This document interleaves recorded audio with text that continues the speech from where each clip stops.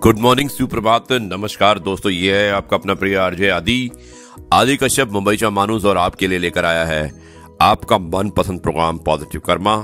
Episode number है 111 और आज दोस्तों दिनांक है 15 मार्च और सोमवार का दिन, यानी कि हफ्ते का पहला दिन।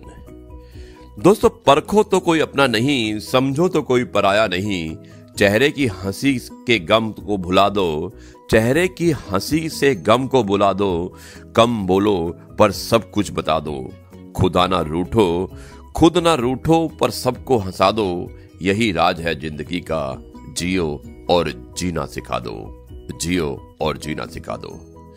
दोस्तों, अब मैं आपको आरजे आदि विशेष कुछ अलग हो जाए उसमें एक कहानी सुनाने वाला हूं और कहानी का जो शीर्षक है वो है जो अपना धैर्य खो दिया करते हैं वो अक्सर दहलीज पे जाकर हार जाया करते हैं। बहुत ही शिक्षाप्रद कहानी है, इसे जरूर सुनिएगा। आरजे आदि कश्यप मुंबईचा माणूस।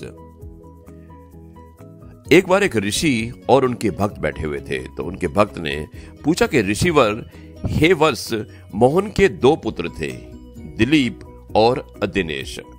दिलीप पढ़ने में बड़ा होशियार और प्रतिभावान था तो दिनेश भी कम नहीं था और वो दिलीप से थोड़ा पीछे था। एक बार दोनों भाई एक कंपटीशन में एग्जाम देने गए और पेपर दिनेश को सरल लगा, परंतु प्रतिभाशाली दिलीप के लिए वो पेपर उम्मीद से ज्यादा सरल था और वो खुशी से फूला नहीं समा रहा था। दिलीप ने 3 घंटे के उस पेपर को मात्र 1 घंटे में पूरा कर लिया और फिर वो परीक्षा कक्ष के बाहर चला गया और 3 घंटे बाद दिनेश भी बाहर आ गया। कुछ दिनों बाद जब परिणाम आया तो दिनेश मेरिट लिस्ट में टॉप पर था और दिलीप पास भी नहीं हो पाया था। ये सूचना जब दिलीप को मिली तो मानो उसके पैरों से जमीन खिसक गई। फिर दोनों भाई रीचेकिंग के लिए गए तो आज दिलीप का माथा सन्ना गया और उसने जिंदगी में कोई कमी भारी पड़ी जिसके बारे में उसने कभी सोचा भी नहीं था। उसके जीवन का 1 वर्ष बर्बाद हो गया और यहीं से उसने एक सीख ली कि फिर आगे से एग्जाम में उसने मेरिट में टॉप जगह बनाई और उसकी एक छोटी सी कमी ने उसका 1 वर्ष बर्बाद कर दिया। शिष्य ने कहा कि क्षमा हे नाथ, पर एक छोटी सी क्या कमी थी उसकी?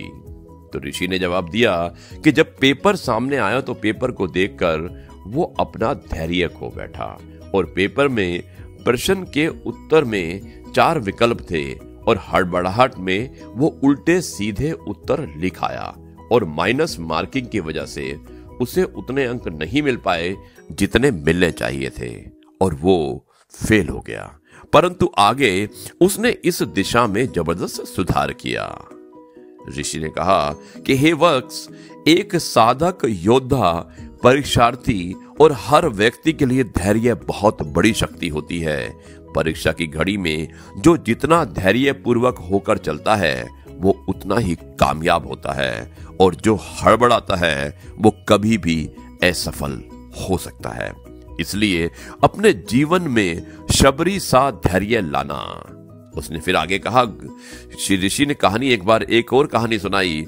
उसने कहा कि एक बार शबरी को उनके गुरुदेव ने कहा था कि तुम्हें राम जी यहीं पर दर्शन देने आएंगे, तुम यहीं रहकर उनकी भक्ति व प्रतीक्षा करना और अपना धैर्य मत खोना। और शबरी को जीवन के अंतिम समय में राम जी मिले और वो जीवन भर धैर्य पूर्वक राम जी की प्रतीक्षा करती रही और एक दिन सदगुरु देव के वचन पूरे हुए। जो धैर्य खो देता है कभी कभी वो बहुत कुछ और कभी कभी सब कुछ खो देता है और जो अपने धैर्य को बनाए रखते हैं और हड़बड़ाते नहीं हैं वो हारी हुई बाजी भी जीत जाया करते हैं।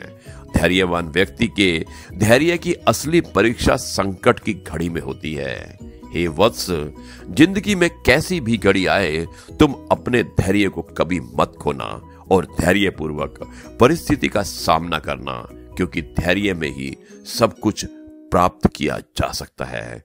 तो हड़बड़ाहट से जीती हुई बाजी भी हाथों से चली जाती है। शिष्य ने जवाब दिया, जी गुरुदेव। तो दोस्तों, इस कहानी से हमने यही सबक सीखा है कि कभी भी हमें अपने धैर्य को यानी कि अपने पेशेंस को नहीं खोना चाहिए, कभी भी जल्दबाजी में कोई कार्य नहीं करना चाहिए। हमेशा हमें पहले सोचना चाहिए और सोचने के बाद किसी भी कार्य को करना चाहिए। यह है आपका अपना प्रिय आरजे आदि कश्यप मुंबईचा माणूस, और आपके लिए लेकर आया था आपका मनपसंद programme positive karma, episode number 111 और सोमवार का दिन 15 मार्च। अब मैं इस कार्यक्रम को यहीं पर समाप्त करता हूं और कल आपसे एक बार फिर मुलाकात होगी एक नई कहानी, नए किस्से और नई बातों के साथ। तब तक के लिए कहता हूं नमस्कार, जय हिंद, वंदे मातरम, भारत माता की जय, जय जवान, जय किसान और जय गुरु जी।